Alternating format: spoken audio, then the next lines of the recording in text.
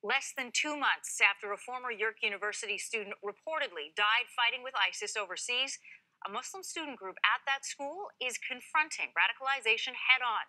Lorinda Redekop tells us how these students are planning to combat extremism. Have you heard about ISIS before? Yeah. These students want to get people talking about youth radicalization. Their campaign is called Stop the Crisis, an obvious play on the name ISIS. We feel that these few group of extremists have hijacked our faith.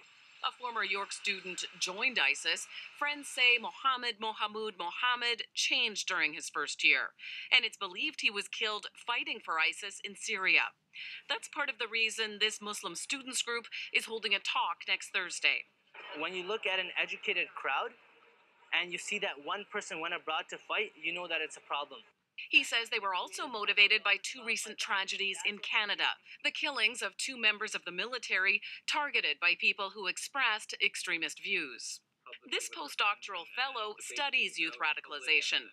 He says it's doubtful the students most at risk would attend this type of talk, but he says it's still valuable. It is important to have those kinds of events because it showcases to other Muslim youth that these kinds of conversations and these kinds of debates are okay to have in public.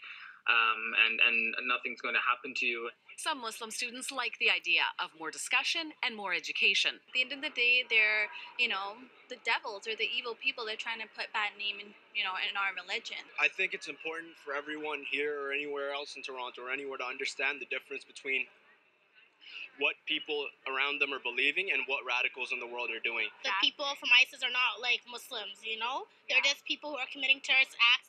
This is the launch of a national campaign against radicalization. The talk at York next week is the first of many planned at campuses all across the country.